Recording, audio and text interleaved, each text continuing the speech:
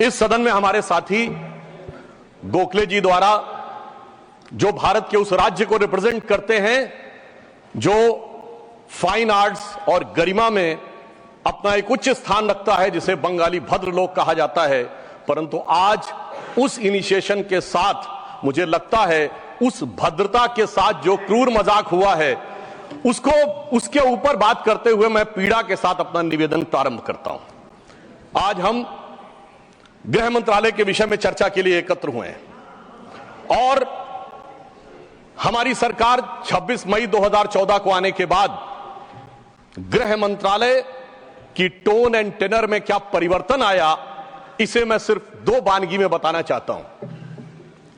26 मई 2014 के बाद आप सबको ध्यान होगा, उससे पहले बीएसएफ जो कि गृह मंत्रालय के अंडर में आता है, पहले उधर से बहुत फायरिंग हुआ करती थी। उसके बाद पहली फायरिंग हुई तो मुझे याद है उस समय राजनाथ सिंह जी गृह मंत्री थे।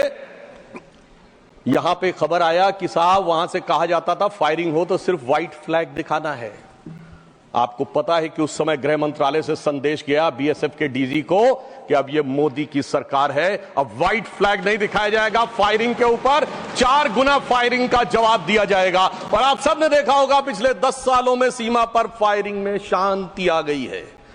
दूसरा उदाहरण देना चाहता हूं, जब हमारी सरकार आई 26 मई 2014 को, उस समय अभी आईबी का उल्लेख हुआ जो गृह मंत्रालय में आती है, इंटेलिजेंस ब्यूरो, उसके चीफ श्री आसिफ इब्राहिम थे जो कांग्रेस पार्टी के शासनकाल में आईबी चीफ बने थे। वैसे तो हम किसी भी अफसर को धर्म जाति के आधार पर नहीं देखते, पर उस समय इस बात का प्रचार किया गया था कि देखिए एक मुस्लिम अधिकारी को आईबी का चीफ बनाया गया। परंतु आज तक का भारत का इतिहास है, जब कोई सरकार बदलती है तो आईबी चीफ 1 महीने से ज्यादा नहीं रहता है। परंतु श्री नरेंद्र मोदी जी की सरकार में श्री आसिफ इब्राहिम का 8 महीने का कार्यकाल था और उन्होंने उसे 8 महीने का कार्यकाल पूरा किया। याद रखना चाहिए कि मोदी जी के कार्यकाल का पहला आईबी चीफ मुस्लिम समाज से था। यह दर्शाता है कि हम समाज के वर्गों को डर पैदा करके साथ में नहीं लेना चाहते, विश्वास पैदा करके साथ में लेना चाहते हैं। आज हमारे गृह मंत्री आदरणीय अमित शाह जी गुजरात का प्रतिनिधित्व करते हैं, प्रधानमंत्री जी उत्तर प्रदेश से प्रतिनिधित्व करते हैं। सभापति जी, यह संयोग भारत के इतिहास में 3 बार बना है। पहली बार जब सरदार पटेल गुजरात से थे और पंडित नेहरू उत्तर प्रदेश से थे तो स्वतंत्रता का काल था। दूसरी बार लाल कृष्ण आडवाणी जी गृह मंत्री थे और अटल बिहारी वाजपेयी जी उत्तर प्रदेश से थे, तब भारत ने 21वीं सदी में प्रवेश किया था। आज जब अमित शाह जी गुजरात से हैं और मोदी जी यूपी से हैं तो भारत ने अमृत काल में प्रवेश किया है। अर्थात मैं कह सकता हूं काल के कपाल पर, भारत के भाल पर कुछ तो नया होने वाला है और कुछ ना कुछ तो नया हुआ है, उसे आज समझने की जरूरत। अब मैं बताना चाहता हूं कि गृह मंत्रालय ने इस दरमियान किस किस प्रकार से कार्य किए। मैं 3 प्रकार के कार्य बताना चाहता हूं। एक, वो कार्य जो पिछली सरकारें भी कर रही थी वो हमने करके दिखाया। दूसरा, वो कार्य जो पिछली सरकारें कर ही नहीं सकती थी, सोच नहीं पाई, वो करके दिखाया। और तीसरे वो कार्य हैं जिसपे पिछली सरकारों ने एड़ी चोटी का जोर लगा दिया कि नहीं हो सकते, वो भी करके दिखाया। पहली श्रेणी में वो कार्य हैं, यानी मैं मानता हूं दूसरी सरकारों ने भी प्रयास किया होगा कि आतंकवाद की घटनाएं कम हो और अपराध की घटनाएं कम हो। तो मैं बताना चाहता हूं आतंकवाद की जो कुल घटनाएं जून 2004 से 14 के बीच में 7214 थी, जो 14 से 2024 के बीच में 2240 से 69% की कमी आई है। कुल मृत्यु जो नागरिकों की और सिक्योरिटी फोर्सेस की होती थी उसमें 68% की कमी आई है। नागरिकों की जो मृत्यु होती थी उसमें 81% की कमी आई है। सिक्योरिटी कोर्सेज में जो फोर्सेस की जो मृत्यु होती थी उसमें 46% की कमी आई है। और मैं एक महत्वपूर्ण बात बताना चाहता हूं, स्टोन पेल्टिंग के इंसिडेंसेस 2010 में 2654 थे, अब 0 हैं। ऑर्गेनाइज हड़ताल 0 है, स्टोन पेल्टिंग 0 है, स्टोन पेल्टिंग में जख्मी होने वाले 0 हैं। सभापति महोदय, पत्थर पड़ने के दौर खत्म हो गया, मगर अगर किसी की अकल पे पत्थर पड़ा हो तो उसे बदला हुआ नजारा नहीं दिखाई पड़ता। इसलिए मैं कहना चाहता हूं चश्मा उतारो फिर देखो यारो, दुनिया नई है चेहरा पुराना। महिला सुरक्षा के लिए एक अलग प्रभार बनाया गया। 2018 में इंटीग्रेटेड हेल्पलाइन बनाई गई और 181 हेल्पलाइन को राज्यों और केंद्र शासित प्रदेशों के साथ जोड़ा गया। फोरेंसिक को मजबूत करने के लिए प्रदेश में डीएनए विश्लेषण और साइबर फोरेंसिक की लैब्स भी बनाई गई।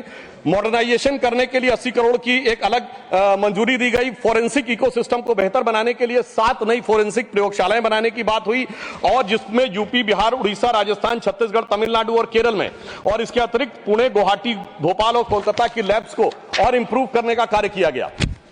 ये वो कार्य है जो पिछली सरकारों ने सोचा नहीं था वो कर पाए। मैं उदाहरण देना चाहता हूं।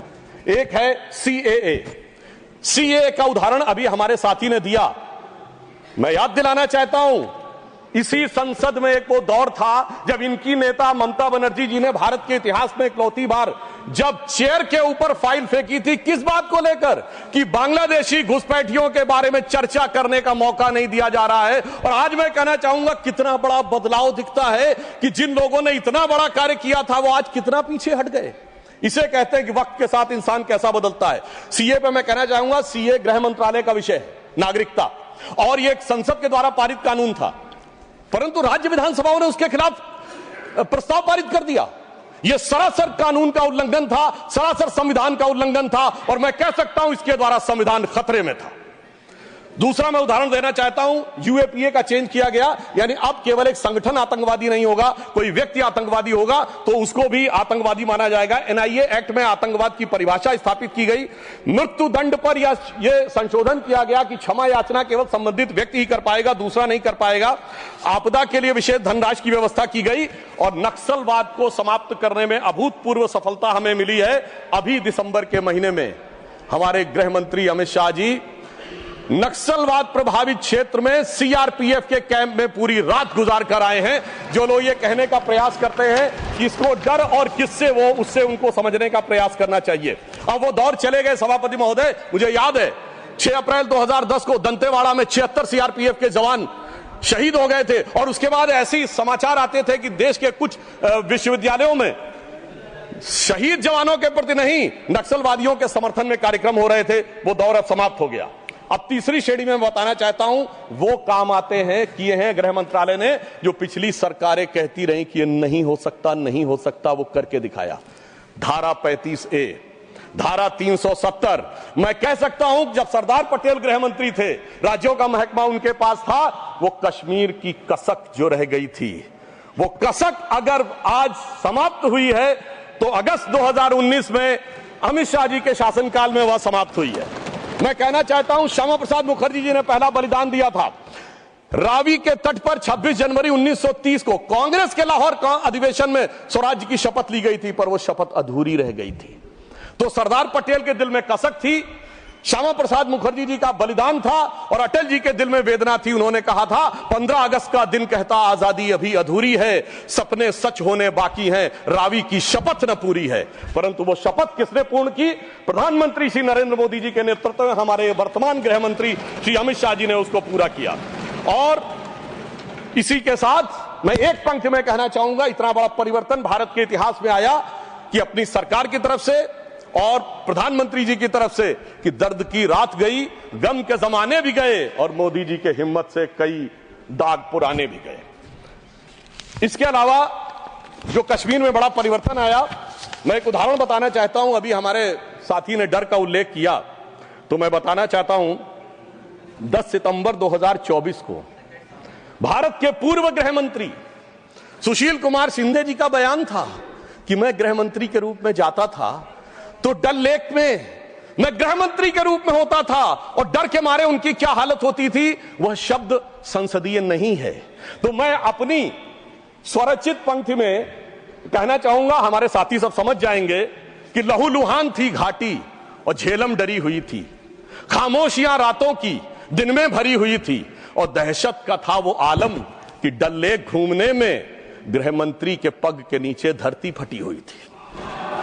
और आप समझिए आज हमारी स्थिति यह है कि हमारे गृह मंत्री वो हैं जिनको देखकर आतंकवादियों की छाती फटने लगती है, और आतंकवाद के समर्थन करने वालों के छाती में दर्द होने लगता है। सभापति जी, मैं कहना चाहता हूं, उनकी सरकार और हमारी सरकार में यह अंतर था जो भारत की परंपरा में है। उन्होंने बहुत दिन नाग पंचमी की, नागों को दूध पिलाया, हमने जन्मेजय का नाग यज्ञ करके दिखाया जिसमें सारे नाग आकर समाहित हो गए। तो मैं एक पंक्ति में कहना चाहूंगा, कश्मीर घाटी को लहूलुहान करने वालों सुनो, एक भी शहीद हुआ जवान नहीं भूले हैं, और दूध भी पिलाते हैं परंपरा हमारी मित्र, किंतु नाग यज्ञ का विधान नहीं भूले। और मैं ये कहना चाहता हूं, दूसरा उदाहरण, एक सिर्फ दूसरा उदाहरण, हमारे कांग्रेस के युवा नेता जिन्होंने तथाकथित भारत यात्रा निकाली, उसी कश्मीर कहते हैं कि हालात नहीं बदले। इस पूरे देश ने वो दृश्य देखा जब भैया और बहन दोनों सुरक्षित वातावरण में मधुर मनोभावों के साथ बर्फ के गोले के साथ खेलते नजर आ रहे थे। और ये वही कश्मीर था जहां उनके गृह मंत्री के पैर के नीचे धरती फटी जा रही थी। इतना बड़ा बदलाव भी दिखाई नहीं पड़ता। मैं पूछना चाहता हूं मेरे भाई कि अगर आप ये कहना चाहते हैं वही कश्मीर था जहां ऐसा इसके झंडे दिखाई पड़ते थे, जहां पाकिस्तान जिंदाबाद के नारे दिखाई पड़ते थे, वहां पर अगर आरजी और पीजी दोनों एक साथ सुरक्षित थे, एसजी भी खुश रही होंगी, मुझे लगता है जीजा जी को भी खुशी का एहसास होना चाहिए। मैंने किसी का नाम नहीं लिया है। और इसके लिए गृह मंत्री जी को साधुवाद देना चाहिए कि कश्मीर में इतना बड़ा बदलाव देखने को मिला है, कम से कम इतना तो करना चाहिए। और मैं अपने साथियों से कहना चाहूंगा जो उनके नेता बोलते हैं डरो मत, हकीकत का सामना करो कि कितना बदलाव आया है, इसको स्वीकार करो, डरो मत। डरने का काम देश के विरोधियों के लिए छोड़ दो हमारी सरकार ने। इसके अलावा हमारी सरकार के समय में इंडियन पैनल कोड को भारतीय न्याय संहिता के रूप में जो बदलाव किया गया वो एक महत्वपूर्ण बात है। परंतु मैं सभापति महोदय यह भी बताना चाहूंगा कि जब भी किसी चीज की तुलना हो तो तुलनात्मक होनी चाहिए। जब हमारी सरकार आई और गृह मंत्रालय का दौर आया तो उस जमाने में क्या अंतर था सिक्योरिटी में और आज क्या बड़ा अंतर है। राष्ट्रीय सुरक्षा सबसे प्रमुख दायित्व है। जैसा कि हमारे साथी ने कहा, लॉ एंड ऑर्डर तो स्टेट का सब्जेक्ट है, पर राष्ट्रीय सुरक्षा गृह मंत्रालय की बात मैं पूछना चाहता हूं। हमारी सरकार आने से पहले दिल्ली में धमाके नहीं होते थे क्या? मुंबई में नहीं होते थे? चंडीगढ़, गुवाहाटी, लखनऊ, फैजाबाद, जयपुर, नागपुर, हैदराबाद, कौन सा ऐसा शहर का जहां धमाके नहीं होते थे? चलती ट्रेन में धमाके, चलते बस में धमाके, लोकल ट्रेन में धमाके, और लिखा रहता था बस अड्डे पे धमाका, रेलवे स्टेशन पे धमाका, लिखा रहता था छूना नहीं धमाका हो जाएगा। मगर इसके बावजूद आज वो केवल दक्षिण कश्मीर के 4 जिलों तक सीमित हो गया है। इसके बावजूद इतना बदला हुआ नजारा नजर नहीं आता है। यह दर्शाता है कि कितना पूर्वाग्रह की दृष्टि है। और यह भी मैं बताना चाहता हूं, इस सरकार, पिछली सरकार के शासनकाल में जांच के अंदर किस प्रकार का कार्य हुआ, मैं 2 चीजों का उदाहरण देना चाहता हूं। समझौता एक्सप्रेस केस दुनिया के इतिहास का इकलौता केस होगा कि पहले वहां सरकार जांच कर रही थी कि पाकिस्तान ने कराया, अचानक यू टर्न ले लिया और तथाकथित हिंदू आतंकवाद पे आ गए। किस आधार के ऊपर? आरोपी के रूप में असीमा आनंद जी का जेल में इंटरव्यू।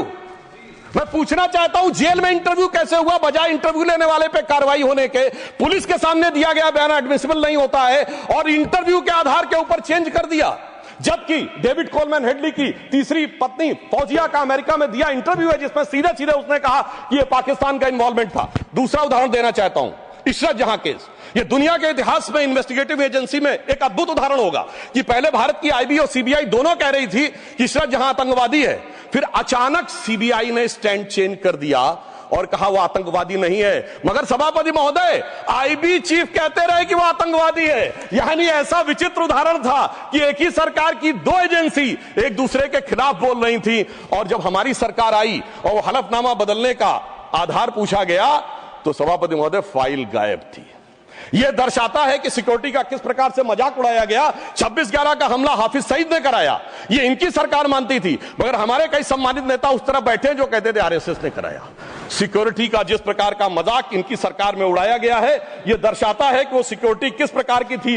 मुझे समझ में नहीं आ रहा था कि वो लोग जो अपने जमाने में क्या कहते थे कि इशरत जहां बेटी है, याकूब मेनन की जुडिशियल किलिंग हुई है, अफजल हालात का मारा है, जाकिर नायक शांति का मसीहा है, ओसामा जी हैं, हाफिज साहब हैं। इस हालात के बाद क्या होना था? मैं पूछना चाहता हूं, ये डर के बोल रहे थे या प्रेम से बोल रहे थे? या आपकी मोहब्बत की दुकान के सरमाएदार थे या मोहब्बत की दुकान के खरीदार थे? और मैं सिर्फ अब 2 स्टेटमेंट कोट करना चाहूंगा उस सरकार की हालत के लिए। 20 जनवरी 2013 को तत्कालीन गृह मंत्री सुशील कुमार शिंदे जी ने जयपुर में वक्तव्य दिया कि आरएसएस के कैंप्स में टेरर ट्रेनिंग की जाती है। और जब सुषमा स्वराज जी ने आके सदन में पूछा, गृह मंत्री ने अपना बयान वापस ले लिया। सोचिए, इस प्रकार का मजाक भारत की सुरक्षा के साथ कभी सुनाई नहीं पड़ता। और 14 जुलाई 2011 को कांग्रेस के एक चिर युवा नेता जो चिर क्रोधित और चिर आक्रोशित रहते हैं, उन्होंने एक वक्तव्य दिया था, but terrorism is something that is impossible to stop all the time. यानी हमेशा के लिए आतंकवाद को रोकना मुमकिन नहीं है। सभापति महोदय, जिस सरकार का चाल चलन ऐसा था, उसके हालात में रोकना मुमकिन नहीं था, पर आज मोदी जी की सरकार है तो मोदी है तो मुमकिन है, वो हमने करके दिखाया। मैं दूसरा बताना चाहता हूं उदाहरण। एक दौर था जिस जमाने में 26/11 हमले के बाद से पहले 2007 में आंतरिक सुरक्षा के लिए नीति क्या थी? हवाना में जाके यह कहा कि पाकिस्तान आतंकवाद से पीड़ित देश है। यह भारत सरकार का ऑफिशियल स्टेटमेंट था। 26/11 के हमले के केवल 9 महीने बाद जुलाई 2009 में शर्म शेख में ज्वाइंट डिक्लेरेशन में बलूचिस्तान का उल्लेख आया और यह कहा गया टेरर के अटैक से टॉक्स प्रभावित नहीं होंगी। मगर सभापति महोदय, जो हमारी सरकार आई तो हमने कहा टेरर के साथ टॉक्स नहीं होंगी। और जब से मोदी जी की सरकार आई है, हमने इस बात को बिल्कुल साफ साफ कर दिया है। और इसीलिए पिछले 11 साल ऐसे जब कोई औपचारिक द्विपक्षीय वार्ता नहीं हुई, सभापति महोदय, क्योंकि जब से हमारे गृह मंत्री जी आए हैं, हालात में जानते क्या बदलाव आया है? उस जमाने में शांति के कबूतर उड़ा करते थे, अब गुरु गोविंद सिंह जी के बाज उड़ते हैं। और जिसे हम अपने लखनऊ की भाषा में कहते हैं कि अम्मा मियां वो दिन लद गए जब उस्ताद लल्लू खा फाख्ते उड़ाया करते थे। और अब वो बदलाव ये देखने को मिला है। ये लोग तो वो हैं सभापति महोदय, जिन्हें भारत इतना कमजोर चाहिए था, किसी संसद भवन की छत के ऊपर जो शेर बने हैं उसके लिए लोग गए थे कोर्ट में कि शेर ज्यादा आक्रामक दिख रहे हैं। यानी इन्हें शेर बिल्ली जैसे चाहिए थे, बिल्ली जैसे नहीं, भीगी बिल्ली जैसे चाहिए थे। परंतु शायद ये भूल गए कि हमारे प्रधानमंत्री जी और गृह मंत्री जी गुरु गोविंद सिंह जी से भी प्रेरणा लेते हैं, शिवाजी महाराज से भी प्रेरणा लेते हैं, महाराणा प्रताप से भी प्रेरणा लेते हैं। और उनकी तरफ से हमारी नीति के लिए कहना चाहूंगा कि मन में है धैर्य और तन में प्रचंड शौर्य, बन चंद्रगुप्त मौर्य प्रलय मचाएंगे। और महाराणा और शिवा की संतति कहाते हम शीश कट जाए भले झुकने ना पाएंगे। और बार बार छेड़िए ना भारत स्वाभिमान को, अन्यथा बाद में बहुत पछताएंगे। सौगंध मां भवानी की उठेगी ललकार, जब आपके घरों पे चील कौवे मंडराएंगे। और ये आपने देखा, ये बालाकोट में भी दिखा, ये सर्जिकल स्ट्राइक में भी दिखा। पर तब हमारे विरोधी क्या कहते थे? आदमी मरे थे कि कौवे मरे थे, पेड़ गिरी थी कि बिल्डिंग गिरी थी। इस प्रकार के मजाकिया बात करने वाले लोगों को मैं बताना चाहता हूं कि भारत की व्यवस्था, अभी एक विषय का उल्लेख आया हमारे साथी ने, मैं एक बात पूछना चाहता हूं। वोटर डुप्लीकेशन की बात हमारे विरोधी उठाते हैं। मैं कहना चाहता हूं, अगर वोटर डुप्लीकेशन की बात करना चाहते हो तो पहले सिटीजनशिप डुप्लीकेशन तो क्लियर कर लीजिए। क्यों नहीं एनआरसी के लिए हां बोल देते हैं, उसके बाद यह मुद्दा ही खत्म हो जाएगा। भाई, जब आप कह रहे हैं कि वोटर्स को लेकर आपके मन में संदेह है तो एक बार एनआरसी करवा दीजिए, दूध का दूध पानी का पानी। मगर सभापति महोदय, एनआरसी क्यों नहीं करानी है? उसका कारण यह है कि पिछले चुनाव में सबसे बड़ी जीत कहां पे हुई है? असम की धुबरी सीट पे कांग्रेस के नेता रकीबुल हसन 10,25,000 से जीते हैं। और असम के जो हमारे साथी यहां बैठे होंगे, धुबरी को मिनी बांग्लादेश कहा जाता है। तो इसलिए एनआरसी नहीं करानी है, मगर डुप्लीकेशन का मुद्दा उठाना है। मैं पूछना चाहता हूं जो लोग इस विषय को उठाना चाहते हैं। सर, मैंने तो बोला ही नहीं, मैंने तो सिर्फ ये तारीफ की वो जीते हैं। I have just put up the facts and nothing personal. I have said he has got the biggest. Sir, हमने तो सिर्फ एक डाटा बताया है। Sudhanshu ji, take your seat. Honourable members, एक second, 1 second. Honorable members, my very extensive ruling is there that this House, the Council of States, is well within its rights to discuss conduct of any person, including member of that House. Not, I will look into it. Look here. 1 second. One second. Honorable HM. मान्यवर, मैं बड़े ध्यान से माननीय सदस्य का भाषण सुन रहा था। इन्होंने कोई टिप्पणी माननीय सदन के दूसरे सदन के सदस्य के लिए नहीं की।